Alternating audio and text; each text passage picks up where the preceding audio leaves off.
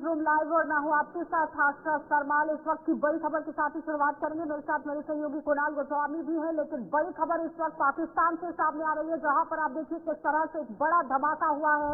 और पाकिस्तान से इस वक्त की बड़ी खबर, जहां पर रेलवे स्टेशन के अंदर ये बड़ा धमाका, क्वेटा रेलवे स्टेशन है जहां पर ये बड़ा धमाका हुआ है। कई लोगों के घायल होने की खबर है, लेकिन 20 से भी ज्यादा लोगों की मौत अभी तक हो गई है। 30 से भी ज्यादा लोगों के घायल होने की खबर सामने आई। क्वेटा रेलवे स्टेशन पर ये जोरदार धमाका हुआ है। कुणाल, बिल्कुल, तो पाकिस्तान के साउथ वेस्ट रेलवे स्टेशन परिसर के पास ये बड़ा बम धमाके की खबर सामने आई है। जानकारी मिल रही है कि ये ट्रेन क्वेटा से पेशावर की तरफ मूव कर रही थी। किसी दौरान बड़ा ये बम धमाके की खबर सामने आई।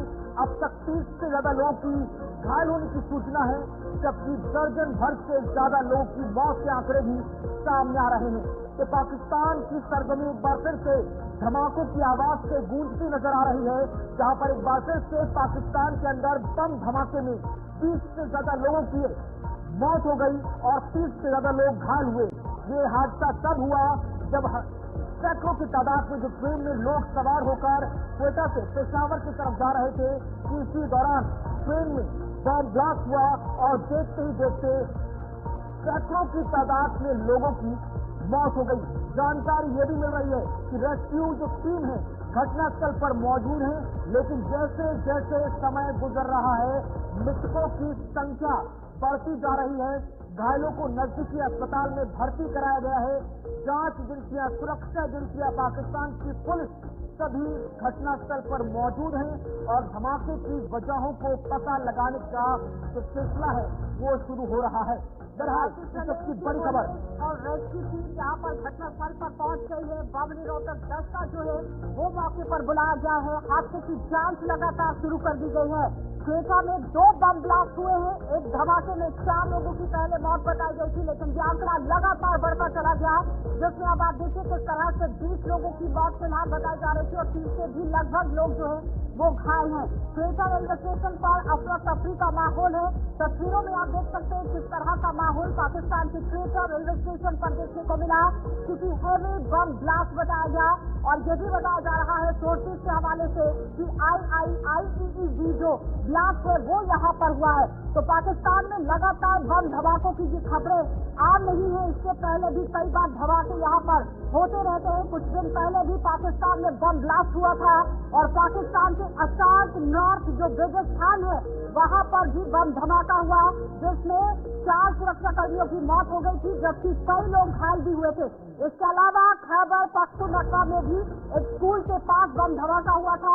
धमाके में 2 बच्चों की मौत हो गई थी। और अब ताजा अपडेट आपके सामने, जहाँ पर पाकिस्तान के अंदर क्वेटा रेलवे स्टेशन पर ये बड़ा धमाका होता है। बिल्कुल पास ये धमाका हुआ है, जहाँ पर 20 से भी ज्यादा लोगों की मौत हो गई है और सभी लोगों को रेस्क्यू भी किया गया है।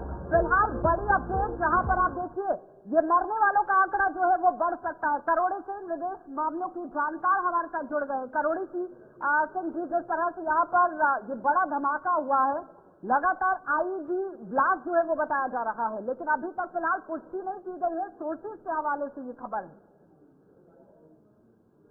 यस आशा जी, देखिए ऐसा है कि ये आतंकवादी अटैक होना पाकिस्तान में कोई नई बात नहीं है, क्योंकि वहाँ जिस तरह के टेररिस्ट ऑर्गेनाइजेशन काम कर रहे हैं, तो पाकिस्तान ने क्या है कि दूसरे देशों के अगेंस्ट में, जैसे भारत के अगेंस्ट में टेररिज्म को प्रमोट किया, ऑर्गेनाइजेशन को प्रमोट किया, लेकिन पाकिस्तान के अंदर भी बलूचिस्तान में और खैबर पख्तूनख्वा में और तहरीक तालिबान और पाकिस्तान इतने संगठन एक्टिव हैं और उन संगठनों को एक तरह से समाज से सपोर्ट मिल रहा है, क्योंकि बलूचिस्तान का ये कहना है कि हमारे यहाँ के रिसोर्सेज हैं और जो बलूच नेशनलिज्म है वो पाकिस्तान के राष्ट्रवाद से भी पुराना है। तो पाकिस्तान के जो पंजाबी एलिमेंट हैं या दूसरे जो चाइनीज प्रोजेक्ट वहाँ आ रहे हैं वो हमारे रिसोर्सेज का एक्सप्लॉयटेशन कर रहे हैं और हमारे लोगों को उसका फायदा नहीं मिल रहा है। तो बलूचिस्तान में तो उस तरह का है।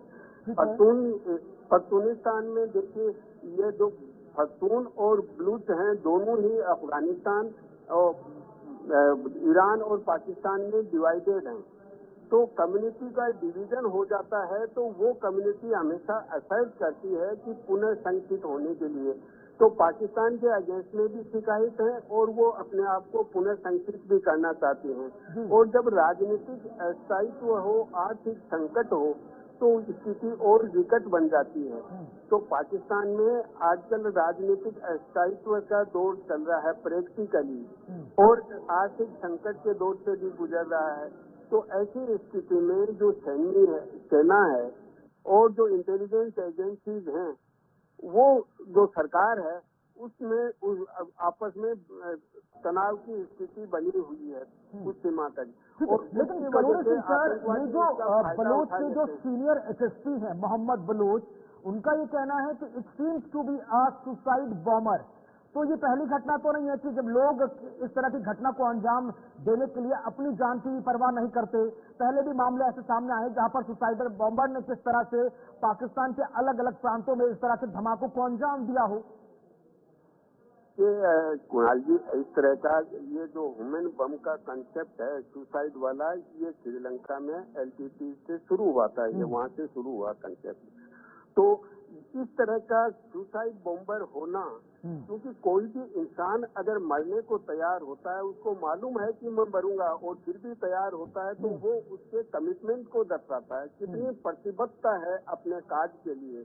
प्रतिबद्धता है या उसका ब्रेन वॉश करके प्रतिबद्धता बनाई जाती है, दोनों ही स्थितियां होती हैं। तो ये ह्यूमन बम का है या तो सुसाइड बॉम्बर है, वो देखिए किसी भी कार्य के लिए उसको इस तरह से प्रेरित करती। जिस तरह से अगस्त 2016 की अगर हम बात करते हैं, सिविल अस्पताल के अंदर क्वेटा में ही इमरजेंसी वार्ड में यहाँ सुसाइड बॉम्बर ने खुद को उड़ा दिया था, 70 लोगों की मौत हो गई थी। 1 सितंबर 2016 को दोबारा से खैबर पख्तूनख्वा इलाके के अंदर यहाँ पर तालिबानी बॉम्बर ने खुद को उड़ा लिया था। 16 सितंबर 2016 को फिर से पाकिस्तान की एक मस्जिद के अंदर तालिबानी सुसाइडर बॉम्बर जो है वो पहुंचा था। 17 अक्टूबर को फिर से एक और कांड होता है, फिर 13 नवंबर 16 को फिर होता है, 17 को फिर से इस तरह से घटनाएं होती हैं। तो क्या माना जाए कि पाकिस्तान जो एक आतंक का सरगना माना जाता है, स्लीपर सेल्स, OGWs, कई आतंकी संगठन वहां पर पनाह लिए हुए हैं। कहते हैं ना कि जिनके घर शीशे के होते हैं वो दूसरों के घरों में पत्थर नहीं मारते हैं, वरना अपने ही घर के अंदर नुकसान झेलना पड़ सकता है। वही नतीजा पाकिस्तान के अंदर आज देखने को मिल रहा है। कट गया था।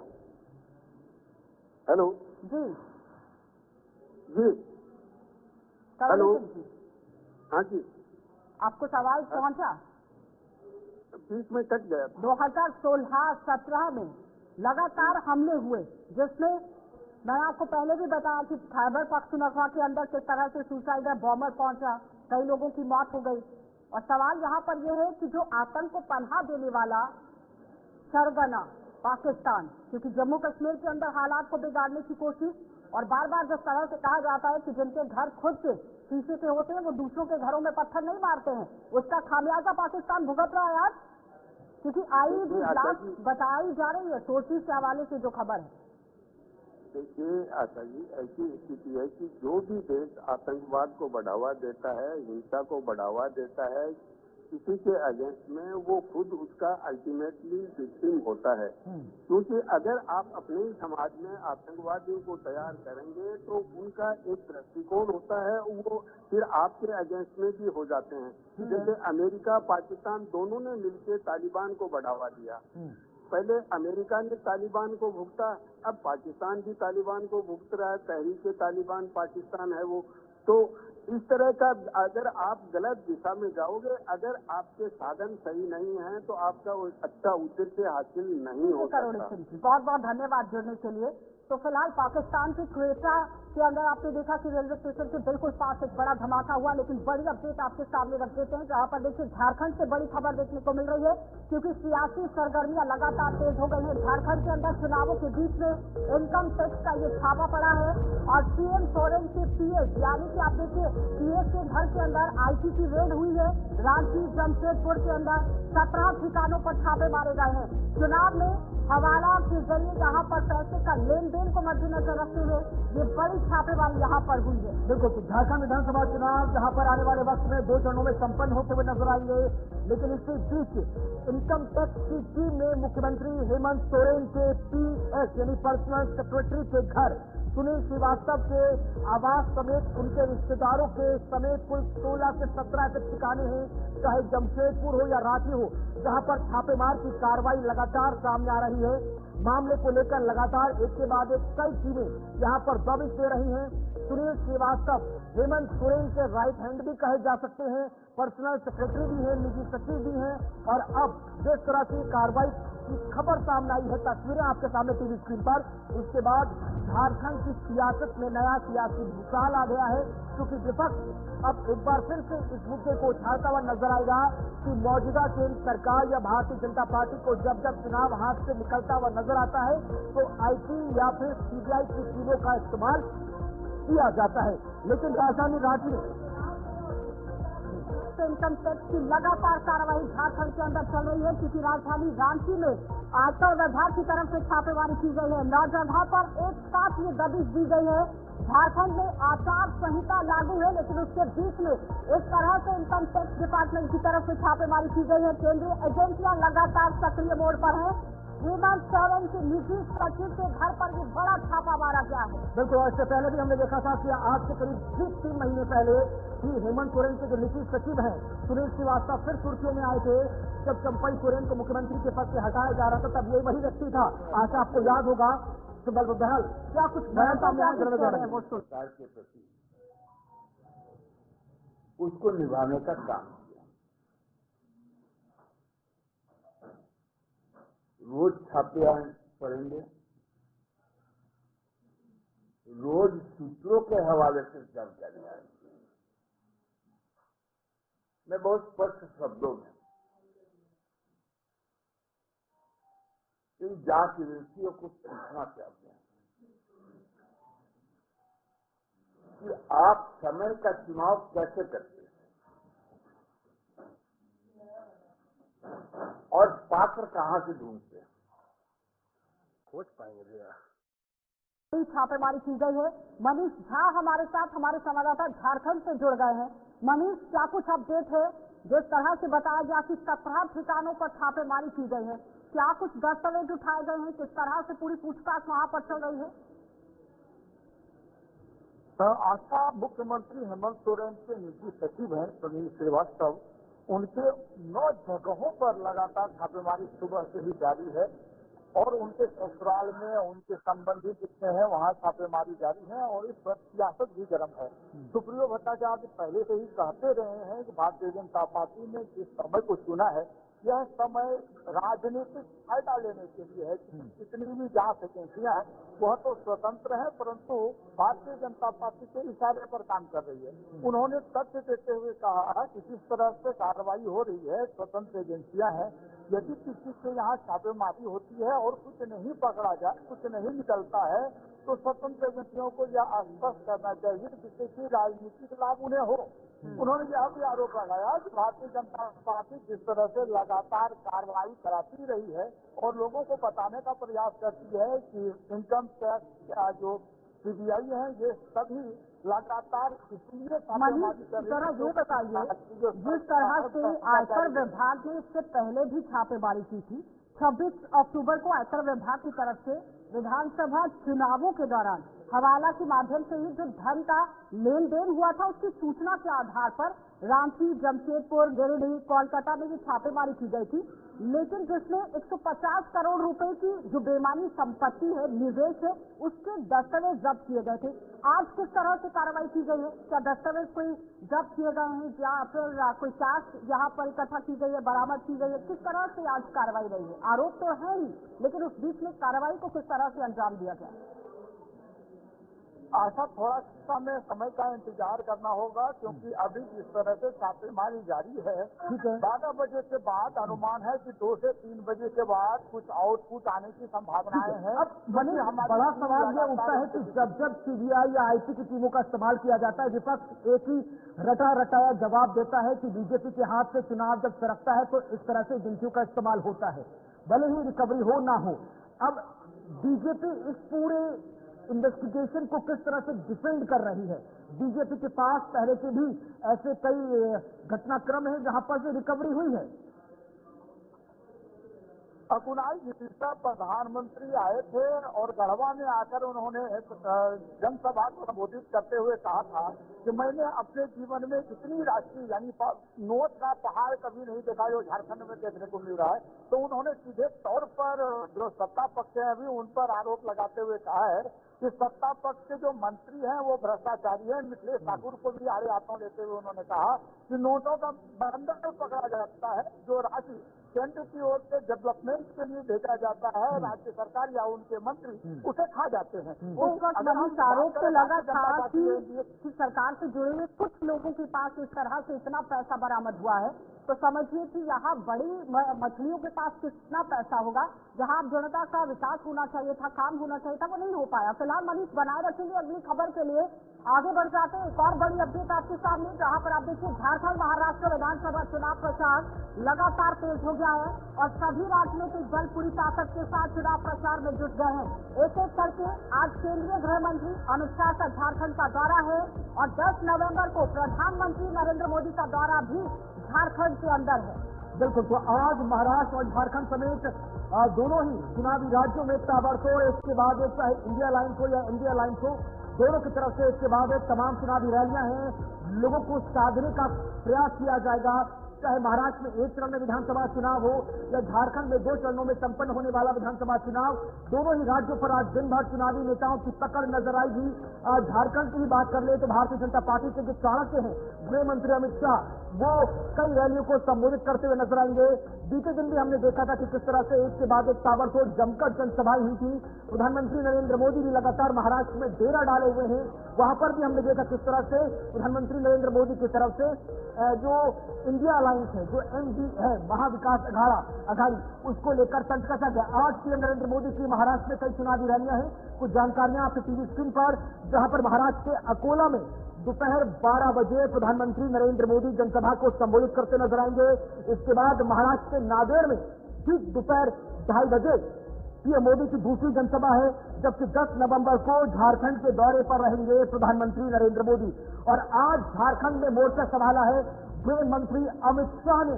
हमने देखा इससे पहले भी जिस तरह से विधानसभा चुनाव जम्मू कश्मीर और हरियाणा में हुए, वहां पर भी किस तरह से एग्रेसिव पॉलिटिक्स करते हुए नजर आए थे शाह।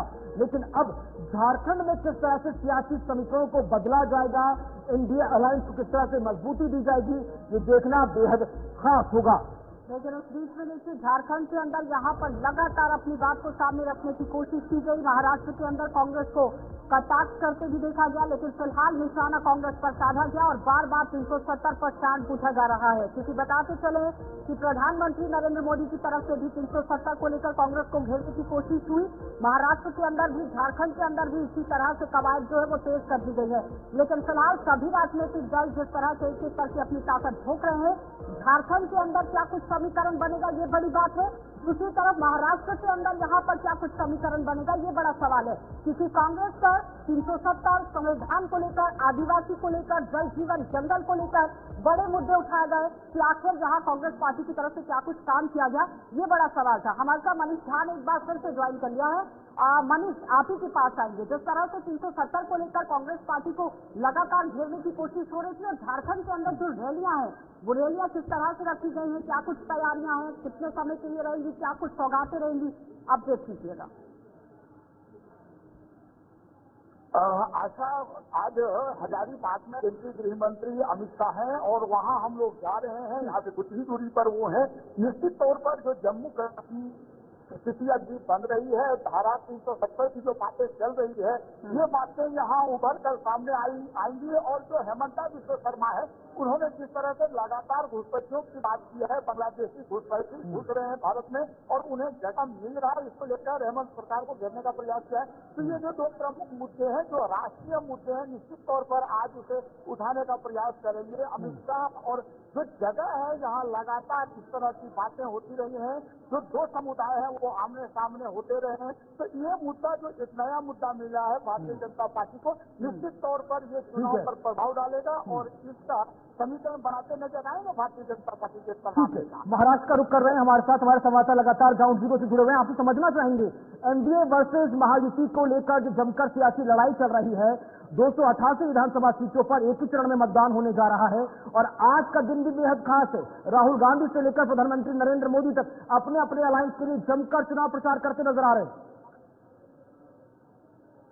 हाँ देखिए कुणाल, जो खास तौर से प्रधानमंत्री नरेंद्र मोदी का आज महाराष्ट्र में अकोला जिले में एक चुनावी प्रचार रैली को संबोधित करना है और वहीं इस अकोला में अमरावती के 5 जिले जो है, अमरावती डिवीजन के 5 जिले, वो सभी यहाँ के जितने भी महायुति के जो उम्मीदवार हैं वो साथ में रहेंगे और आसपास के जो भी विधानसभा क्षेत्र है वहाँ सब महायुति की जो भी गठबंधन के उनके बीजेपी के साथ में जो भी अलायंस है वो सभी उम्मीदवार यहाँ आज मौजूद रहेंगे और चुनावी प्रधानमंत्री का जो आज रैली है, संबोधन है, तो ये वहाँ सब मौजूद रहेंगे। और आज प्रधानमंत्री खास तौर से कांग्रेस पर ही, जैसे मतलब जो कल तक जो चला कांग्रेस पर हमले, वही यहाँ हो सकते हैं आज, ऐसी उम्मीद लगाई जा रही है। और खास बात यह है कि यहाँ बहुत पुलिस महाविकास आघाड़ी और भारतीय जनता पार्टी की बात करें तो एक बड़ा दावा किया गया कि सूबे के अंदर प्रो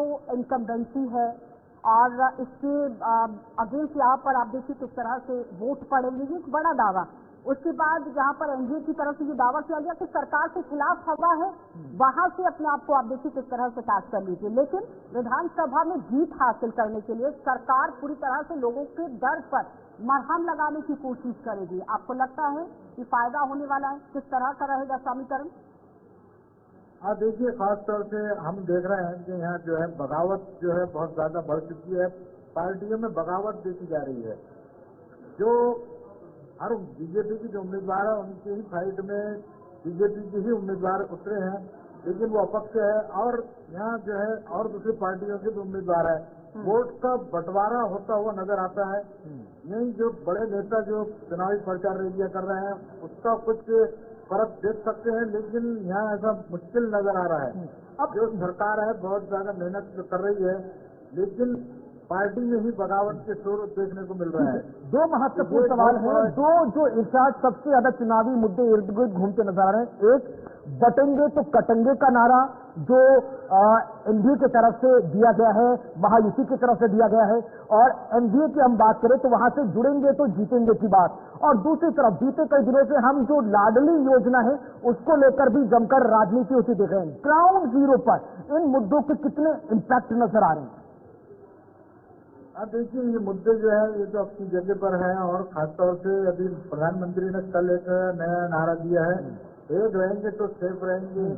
अब ये नए नए नारे सामने आ रहा है भारतीय जनता पार्टी द्वारा, लेकिन इसका भी कुछ खास असर क्योंकि देखने को तो नहीं मिल रहा है और दूसरी पार्टी इसको बनाने की कोशिश में तो जरूर है। महाविकास आघाड़ी गद्दारों पर इलेक्शन लड़ रही है, गद्दारों का नारा दिया है।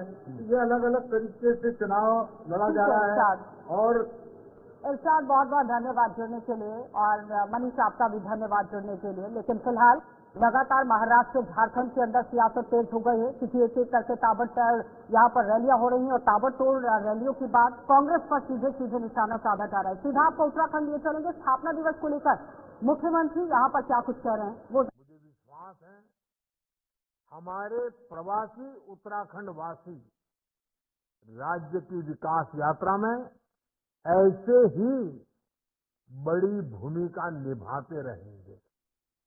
साथियों, उत्तराखंड के लोगों को अपनी आशाओं और आकांक्षाओं को पूरा करने के लिए लंबे समय तक अलग राज्य के लिए प्रयास करना पड़ा था। ये प्रयास तब पूरे हुए जब केंद्र में श्रद्धेय अटल जी के नेतृत्व में, बीजेपी के नेतृत्व में एनडीए की सरकार बनी। मुझे खुशी है कि जिस सपने के साथ उत्तराखंड का गठन हुआ था वो हम सब साकार होते देख रहे हैं। देवभूमि उत्तराखंड ने हम सभी को, भाजपा को हमेशा खूब सारा प्यार दिया है, अपनत्व दिया है। भाजपा भी देवभूमि की सेवा की भावना से उत्तराखंड के विकास में कोई कोर कसर बाकी नहीं छोड़ रही है।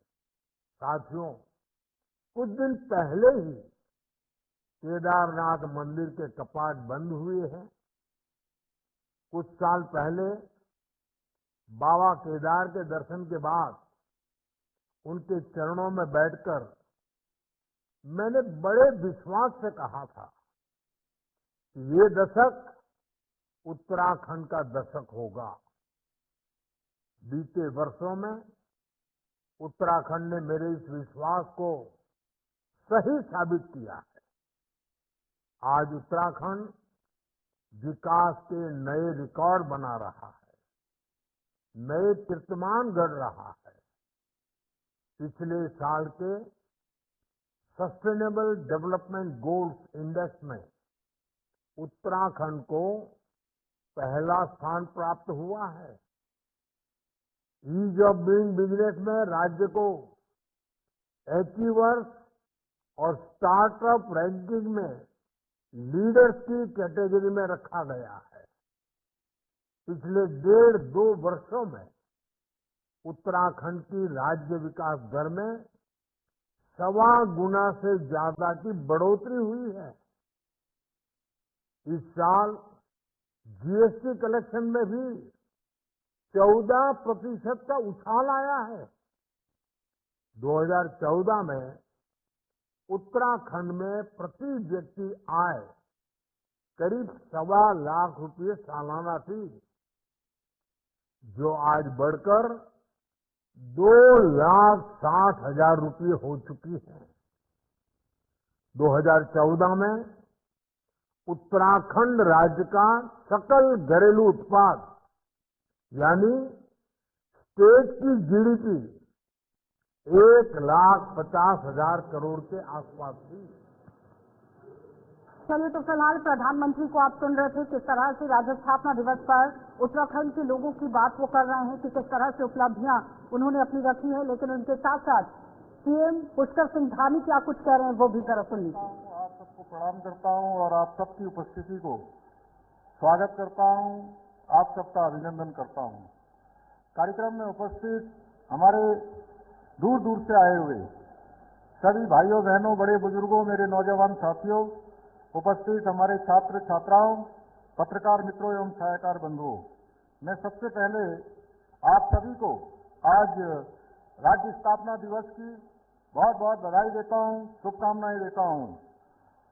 और अभी विगत दिनों अल्मोड़ा जिले में हुई भीषण बस दुर्घटना में दिवंगत हुए सभी हमारे बीच के भाई बहनों को, बच्चों को, जिन्होंने जो हमारे बीच में अब नहीं रहे, उनको अपनी श्रद्धांजलि अर्पित करता हूं तथा बाबा केदार से घायलों के लिए प्रार्थना करता हूं।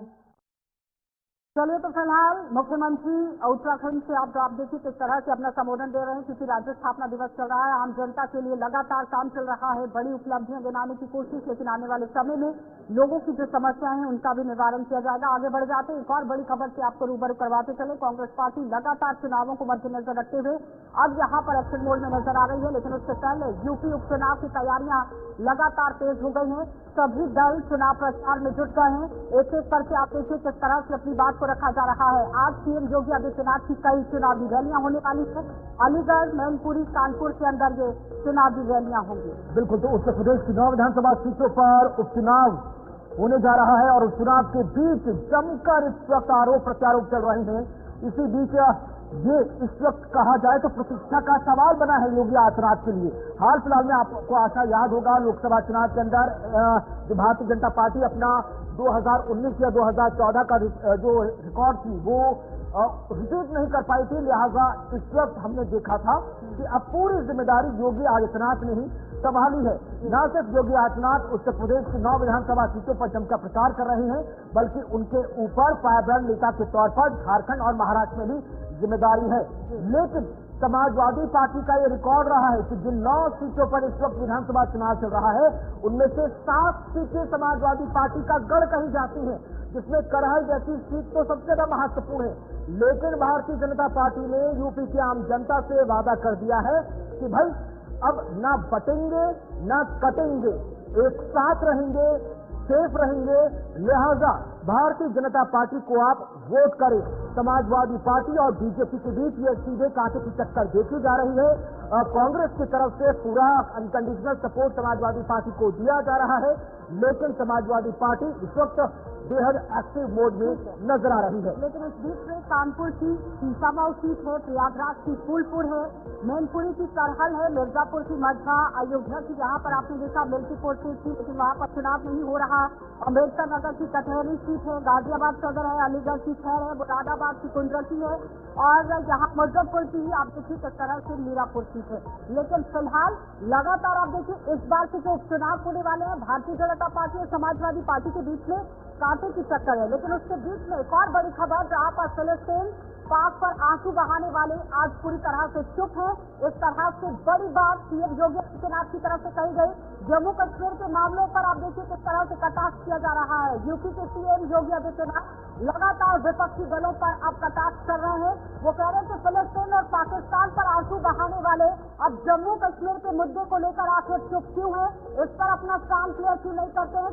सीधे सीधे आज फिर से यहाँ कांग्रेस पार्टी पर यह निशाना साधा गया है, क्योंकि 370 पर बार बार कांग्रेस पार्टी से स्टैंड मांगा जा रहा है, जिसमें कांग्रेस पार्टी 370 को लेकर समर्थन की बात करती है और दूसरी तरफ संविधान की कॉपी दिखाकर यहाँ बड़ी बातें रखी जाती हैं। बिल्कुल, तो प्रधानमंत्री मोदी जी के नेतृत्व में एक नए भारत का हम दर्शन कर रहे हैं। इस भारत को दुनिया में बड़ी ताकत के रूप में स्थापित करने के लिए आवश्यक है कि डबल इंजन की सरकार को और भी ताकत दी जाने की आवश्यकता है, और भी ताकत दिए जाने की आवश्यकता है। एक तरफ मोदी जी के नेतृत्व में एक भारत श्रेष्ठ भारत बन रहा है और दूसरी तरफ हिंदू गठबंधन आपसी मनमुटाव को देश के विभाजन और विखंडन की ओर लेके जा रहा है। आपने हाल ही में जम्मू कश्मीर विधानसभा के अंदर उस प्रस्ताव को देखा होगा जिसमें उन्होंने कहा है कि हम कश्मीर के अंदर धारा 370 को फिर से बहाल करेंगे, यानी आतंकवाद की जड़ जो धारा 370 है, जिसे 5 अगस्त 2019 को प्रधानमंत्री मोदी जी ने हमेशा के लिए समाप्त कर दिया है। कांग्रेस और समाजवादी पार्टी को अपनी स्थिति स्पष्ट करनी चाहिए। चलिए, तो फिलहाल सीएम योगी आदित्यनाथ को आप सुन रहे हैं, जहां पर उन्होंने कांग्रेस पार्टी से स्टैंड क्लियर करने की बात कह दी है। हमारे साथ गौरव पांडे ने ज्वाइन कर लिया है। गौरव, फिलिस्तीन पाक को लेकर जमकर आंसू बहाना, लेकिन जम्मू कश्मीर पर पूरी तरह से चुप्पी साधी गई है। इस तरह से आप देखिए कटाक्ष सीएम योगी आदित्यनाथ की तरफ से किया गया है। बार बार स्टैंड क्लियर करने की बात कही जा रही है कांग्रेस को। देखिए, साफ तौर पे अगर मैं बात करूं सीएम योगी की, तो लगातार वो इस वक्त रैलियों को संबोधित कर रहे हैं और खासकर सबसे बड़ी बात ये है कि कांग्रेस पर साध रहे हैं निशाना। बाकी जम्मू कश्मीर के मामले में या धारा 370 के मामले में इन तमाम मुद्दों को लेकर के विशेषकर उत्तर प्रदेश के मुख्यमंत्री योगी आदित्यनाथ वैसे भी फायरब्रांड नेता कहे जाते हैं। फायरब्रांड नेता होने के नाते इनका एक तरीके से बीजेपी का ये कर्तव्य भी बन जाता है और भारतीय जनता पार्टी में इकलौते ऐसे नेता हैं जो साफ तौर पर मुखर होकर अपनी बात रखते हैं और एक बार फिर से मुखर होकर के ही अपनी बात रख रहे हैं, जहां पर फिलिस्तीन पाक को लेकर के जमकर बरसे और तमाम इन मुद्दों को लेकर के लगातार जनता को संबोधित कर रहे हैं। और हाल ही में उत्तर प्रदेश में अब उपचुनाव भी हैं। उपचुनाव से पहले दूध का दूध और पानी का पानी कर देने की नीयत के साथ इस वक्त भारतीय जनता पार्टी काम कर रही है। नहीं, लेकिन ये 9 सीटें जो विधानसभा चुनाव के उपचुनाव के तहत सामने आ रही हैं, क्या नजर आ रहा है? धारा 370 का इस्तेमाल होना जम्मू कश्मीर विधानसभा चुनाव में, या बटेंगे कटेंगे एक रहेंगे तो सेफ रहेंगे जैसे मुद्दों पर जमकर राजनीति होना, या इन शब्दों का मंचों पर इस्तेमाल होना, इमोशनल वोट अपील हो रही है गौरव? बिल्कुल कुणाल, देखिए साफ तौर पे उत्तर प्रदेश में अब पोस्टर वॉर की राजनीति हो चुकी है। पहले 27 के सत्ताधीश यानी कि अखिलेश यादव, उसके बाद 27 के पालनहार यानी कि संजय निषाद, और अब एक बार फिर से लखनऊ में समाजवादी पार्टी के नेता हैं, उसके साथ साथ भारतीय गौ सेवा आयोग के अध्यक्ष हैं, उन्होंने भी एक पोस्टर लगा दिया जिसमें लिख रहा है हिंदू बटेगा नहीं। यानी कि दो धड़ों में बट गई है उत्तर प्रदेश की राजनीति। पहला धड़ा है अल्पसंख्यक, दूसरा धड़ा है हिंदू, और इन दोनों को वोट बैंक के रूप में साधते हुए उत्तर प्रदेश के मुख्यमंत्री हो, चाहे समाजवादी पार्टी के राष्ट्रीय अध्यक्ष अखिलेश यादव हो या तीसरी पार्टी कांग्रेस हो, सभी जिस तरह से इस बार अटकलें ये लगाई जा रही थी कि इस बार मुद्दों पर राजनीति नहीं होगी, इस बार जातीय समीकरण उत्तर प्रदेश के अंदर उपचुनावों में बनेगा। क्या लगता है कि फायदा उसी को मद्देनजर रखते हुए इस बार चुनावों में हो सकता है, क्योंकि बीजेपी और समाजवादी पार्टी के बीच में तो कांटे की टक्कर है ही, लेकिन एक थर्ड फ्रंट भी सामने आ रहा है जिसमें बीएसपी एएसपी भी मैदान में है, तो कहीं ना कहीं मुकाबला त्रिकोणीय होने वाला है।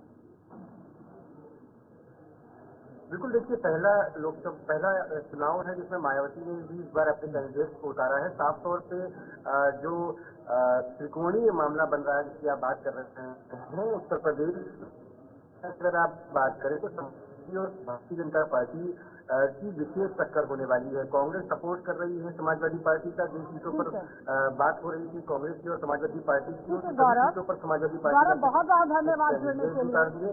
तो फिलहाल आपने देखा कि उत्तर प्रदेश के अंदर क्या कुछ समीकरण बन रहा है, लेकिन उस बीच में एक और बड़ी खबर पंजाब से, जहां पर आप देखिए पंजाब के अंदर भी ताबड़तोड़ रैलियां तेज कर दी गई हैं। आम आदमी पार्टी की तरफ से ये चुनावी रैलियां, केजरीवाल धुआंधार चुनावी रैलियां करने में जुट गए हैं। आम आदमी पार्टी लगातार अपनी कमान संभाले हुए है, लेकिन इस बीच में यहाँ पर सभेवाल और डेरा बाबा नानक के अंदर ये रैलियां की जाएंगी, और पंजाब के मुख्यमंत्री भगवंत मान भी इन रैलियों में साथ केजरीवाल के रहेंगे। लेकिन मुद्दों को गिनाना जरूरी है। अब देखिए पंजाब के अंदर लगातार किसानों का मुद्दा सबसे बड़ा बना, लेकिन इस बार यहाँ पर सभेवाल और डेरा बाबा नानक के अंदर किस तरह का संबोधन रहने वाला है कुणाल, ये बड़ी बात है। बिल्कुल, अगर आप इन दोनों सीटों को आशा देते हैं सभेवाल या डेरा बाबा नानक की, तो ये आपको ये इनकी हिस्ट्री बड़ी मिक्स नजर आएगी। कभी इन सीटों पर शिरोमणि अकाली दल कब्जा करती नजर आई थी, तो कभी कांग्रेस की भी इन सीटों पर हाथ की पकड़ नजर आई थी। लेकिन इस बार क्योंकि अक्सर कहा जाता है कि विधानसभा उपचुनावों में उस पार्टी को ज्यादा फायदा होता है जिसकी राज्य में सरकार हो, लिहाजा पंजाब में आम आदमी पार्टी मौजूदा वक्त में सरकार संचालित कर रही है, उसको इस बार नजर आ रही है कि इन दोनों सीटों पर जहां शिरोमणि अकाली दल एक वक्त तक या कांग्रेस की पकड़ रही, इस बार झाड़ू उन पार्टियों को साफ करती हुई नजर आएगी। इसलिए भले ही अरविंद केजरीवाल मुख्यमंत्री कुर्सी पर ना हो, लेकिन आम आदमी पार्टी के सबसे बड़े फायदा नेता हैं, पार्टी के संयोजक हैं, लिहाजा उनकी भी जमकर उनका इस्तेमाल किया जा रहा है। आज इन दोनों जगहों पर अरविंद केजरीवाल जनता को संबोधित करते नजर आएंगे। एक बार फिर से पंजाब में जो 5 गारंटियां हैं उनको यहाँ पर जनता के सामने रखा जाएगा। फ्री बिजली, फ्री पानी, अच्छी शिक्षा, बेहतर रोजगार, ड्रग्स या अपराध पर कमी, ये 5 ऐसे एजेंडे हैं जो पंजाब के विधानसभा चुनाव में 2022 से चले आ रहे हैं। लोकसभा चुनाव में भी हमने इन्हीं मुद्दों को देखा। अच्छा प्रदर्शन करना बहुत जरूरी रहेगा आम आदमी पार्टी की तरफ से, और इसी को मद्देनजर रखते हुए अरविंद केजरीवाल लगातार सभेवाल और डेरा बाबा नानक जगह पर पहुंचे हुए हैं। इन दोनों विधानसभा सीटों के अंदर रैली कर रहे हैं, जनता को लुभाने की कोशिश होगी। क्योंकि इससे पहले राघव चड्ढा को आपने सुना, वो कह रहे थे कि दिल्ली के अंदर आम आदमी पार्टी की सरकार है, पंजाब के अंदर आम आदमी पार्टी की सरकार है, उसी तरह से हरियाणा के अंदर भी होनी चाहिए। तो उसी को मद्देनजर रखते हुए आप देखिए डेरा बाबा नानक और सभेवाल इलाके के अंदर जब रैली होती है तो बड़े ऐलान सुनने वाले दिलचस्प रहेंगे कि क्या कुछ रहेंगे। आगे बढ़ जाते हैं, हरियाणा अब आपको लिए चलेंगे, क्योंकि हरियाणा का समीकरण समझना भी जरूरी है कि आखिर हरियाणा के अंदर किस तरह से अब काम चल रहा है। हरियाणा को मद्देनजर रखते हुए इस वक्त बड़ी अपडेट आपके सामने, जहाँ पर पंजाब हरियाणा हाईकोर्ट के अंदर एक बड़ा फैसला हुआ है। केवल यहाँ पगड़ी पहनने वाले लोगों को ही छूट मिलेगी, और सड़क सुरक्षा को संज्ञान में लेकर ये एक बड़ी सुनवाई हुई है, और सिख महिलाओं को यहाँ हेलमेट अब पहननी होगी। पंजाब और हरियाणा हाईकोर्ट ने हेलमेट पहनने से छूट के मामले में ये स्पष्ट किया है कि ये केवल पगड़ी पहनने वाले सिख पुरुषों के लिए है, अन्य किसी भी महिला को इससे कोई छूट नहीं होगी। बिल्कुल, तो लगातार आशा आपने देखा सुबह कल शाम से ही महिलाओं को लेकर 2 खबरें बहुत ज्यादा लाइमलाइट में रही। एक कानपुर की खबर लाइमलाइट में जो आपने गुड मॉर्निंग इंडिया में भी जनता के सामने पहुंच की कि भाई जो महिला सलून है या ब्यूटी पार्लर है या जिम्स है वहां पर महिला कोच ही चाहिए। यहाँ पर आज ये खबर पंजाब हरियाणा का हाईकोर्ट से निकलकर सामने आई, जहाँ पर महिलाओं को स्पेशली सिख महिलाओं को हेलमेट से कोई छूट नहीं मिलेगी, क्योंकि पहले अमूमन जब सिख समुदाय से जुड़े जो मेल लोग हैं उनको ये छूट थी कि भाई आप टर्बन बांधते हैं, पगड़ी बांधते हैं, लिहाजा आप हेलमेट नहीं पहन सकते, तो महिलाएं भी अपने आप को उस कैटेगरी में रख लेती थी। लेकिन अब पंजाब हरियाणा हाईकोर्ट ने स्पष्ट निर्देश दे दिया है कि सिख महिलाओं को अब इससे छूट नहीं मिलेगी। किसी तरह का कोई कंफ्यूजन ना रखें, जैसे बाकी अन्य संप्रदाय और धर्मों की महिलाएं सुरक्षा को लेकर कोई कॉम्प्रोमाइज नहीं होगा, ये बड़ी बात है। क्योंकि अगर आप सड़क हादसे का यहाँ पर शिकार हो जाती है तो उसका जिम्मेदार कौन रहेगा, उसकी जवाबदेही कौन देगा।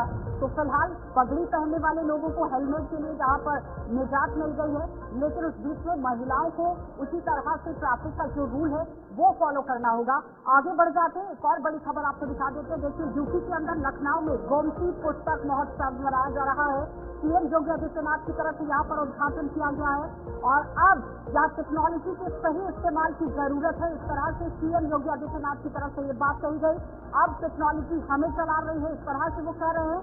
और साथ ही साथ तकनीक के साथ आगे बढ़ना जरूरी है। हम स्मार्टफोन में कैद हो गए हैं, अब टेक्नोलॉजी की ओर आगे बढ़ने की जरूरत है। बच्चों की जो व्यवहारिकता है उसमें फिलहाल कमी आ गई है, लेकिन अगर हम टेक्नोलॉजी का सही से इस्तेमाल करते हैं, जिसकी आज के समय में फिलहाल जरूरत भी है, क्योंकि तकनीक के हिसाब से अगर देखा जाए तो मॉडर्नाइजेशन की तरफ आगे बढ़ना बहुत जरूरी है। तो मुख्यमंत्री योगी आदित्यनाथ जो गोमती पुस्तक महोत्सव में स्पेशली उन्होंने जो ये बयान दिया, ये क्या कुछ कहा नजर आई है? सामने लाने का प्रयास करेगा तो वर्तमान पीढ़ी को भी एक नया मार्गदर्शन प्राप्त होगा। नेशनल बुक ट्रस्ट ने पहल प्रारंभ की है। लखनऊ में 30वां संस्करण गोमती नदी के तट पर गोमती पुस्तक महोत्सव के रूप में है। गोमती हमारे लिए केवल एक नदी नहीं है, यह एक संस्कृति, हमारे यहाँ नदी एक संस्कृति के रूप में मान्य रही है और उस संस्कृति को हम लोगों ने अपनी सभ्यता के साथ जोड़ा है। उसके बगैर हमारी सभ्यता और संस्कृति कभी आगे नहीं बढ़ सकती। जितनी भी दुनिया की प्राचीन संस्कृतियां पैदा हुई हैं, किसी न किसी नदी के किनारे हुई हैं, उसके तट पर हुई हैं। और गोमती के तट पर प्रदेश की राजधानी लखनऊ का स्थित होना, वहां पर इस पुस्तक मेले का शुभारंभ, एक नई शुरुआत होगी। मुझे पूरा विश्वास है कि न केवल लखनऊ में बल्कि उत्तर प्रदेश में 18 कमिश्नरी मुख्यालय हैं। इन सब में नेशनल बुक ट्रस्ट को इस प्रयास को आगे बढ़ाना होगा। जिला प्रशासन प्रयास करे कि लखनऊ के हर एक संस्था की उपस्थिति इस पुस्तक मेले में अगले 9 दिन के अंदर हो। वे आए और जो भी पुस्तक मेले में आए अपनी रुचि के अनुसार कोई न कोई पुस्तक का क्रय करके जरूर जाए और यहाँ पर अपनी टिप्पणी भी लिखे, उन्हें क्या पसंद है, किस प्रकार का साहित्य वो पसंद करता है। और पढ़ने की एक रुचि, अगर 6 घंटे आप डिजिटल दुनिया को दे रहे हैं, प्रयास होना चाहिए कि उसमें से थोड़ा थोड़ा कटौती करते हुए 2 घंटे आप पहले समय काटिए, उसको इधर अच्छी रोचक पुस्तकों, अपने परंपरागत पाठ्यक्रम के साथ साथ कुछ रचनात्मक कार्यक्रमों के साथ जोड़ करके अच्छी पुस्तकों के साथ भी जोड़ेंगे तो इसका लाभ आप सबको प्राप्त होगा। चलिए, तो फिलहाल यूपी के मुख्यमंत्री सीएम योगी आदित्यनाथ को आप सुन रहे हैं किस तरह से यहाँ पर आप देखिए उन्होंने अपनी बात को रखा कि टेक्नोलॉजी के साथ आगे बढ़ना जरूरी है, बच्चों की क्या जरूरत है, इस पर काम करने की जरूरत है। आगे बढ़ जाते हैं, एक और बड़ी खबर जहाँ पर जस्टिस संजीव खन्ना भारत के यहाँ 4वें चीफ जस्टिस बन गए हैं। सीजीआई डीवाई चंद्रचूड़ के रिटायरमेंट के बाद चीफ जस्टिस अपने पदभार को संभालेंगे। 11 नवंबर को भारत के मुख्य न्यायाधीश के तौर पर ये यहाँ पर काबिज हो जाएंगे। सीजीआई बनने से पहले यहाँ खन्ना मॉर्निंग वॉक करते थे, जो कि अब यहाँ उन्होंने बंद कर दिया है। कुणाल, बिल्कुल, तो सिक्योरिटी के साथ जाने से उन्होंने इनकार कर दिया है। जस्टिस के खन्ना जो आने वाले वक्त में सीजीआई के पद पर बैठते नजर आएंगे। उन्होंने कहा कि भाई इतनी सिक्योरिटी की मुझे आदत नहीं है, लिहाजा मॉर्निंग वॉक करूंगा तो पहले की तरह करूंगा, अन्यथा घर पर ही अपनी हेल्थ को बेहतर करता हुआ नजर आएंगे। और ऑब्वियसली आशा, जब वो सीजीआई है तो इतना बड़ा जो पद है वो उनको मिलने जा रहा है, तो लिहाजा ये भारतीय एजेंसियों की और सुरक्षा बलों की जिम्मेदारी है कि उनकी सुरक्षा बरकरार रखी जाए।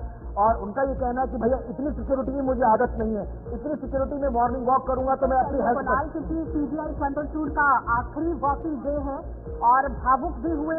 उन्होंने कहा कि अगर मेरे समय रहते जब मैंने काम किया है, किसी को मेरी बात बुरी लगी है या मेरा काम खराब लगा है तो माफी मांगना चाहूंगा। लेकिन फिलहाल अगर हम संजीव खन्ना पर आते हैं तो न्यायमूर्ति खन्ना का दिल्ली से गहरा नाता है। लेकिन उससे पहले बड़ी अपडेट आपके सामने, जहां पर पश्चिम बंगाल के अंदर एक ट्रेन का हादसा हुआ है। ट्रेन के 3 डिब्बे पटरी से फिलहाल उतर गए हैं और सिकंदराबाद शालीमार एक्सप्रेस से ये डिब्बे उतर गए हैं और किसी के घायल होने की फिलहाल अभी तक कोई खबर सामने नहीं आई है, लेकिन बड़ा हादसा जरूर हुआ है। कुणाल, बिल्कुल, तो बड़ी खबर इस वक्त सीधे पश्चिम बंगाल से ट्रेन के 3 डब्बे हावड़ा में डिरेल हुए हैं। सिकंदराबाद शालीमार एक्सप्रेस के डब्बे उतरे हैं।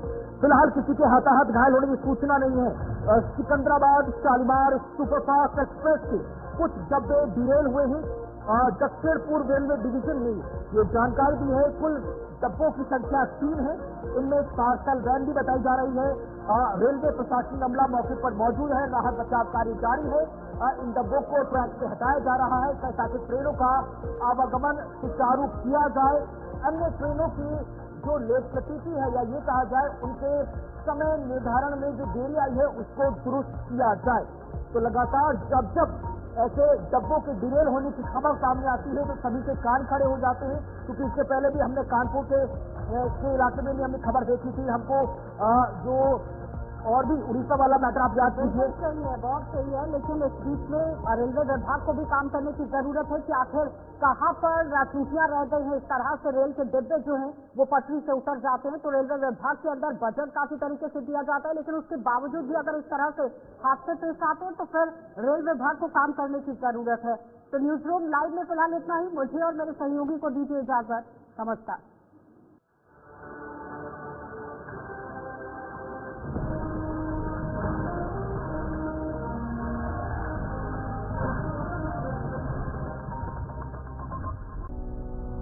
उत्तराखंड ने पकड़ी औद्योगिक विकास की रफ्तार।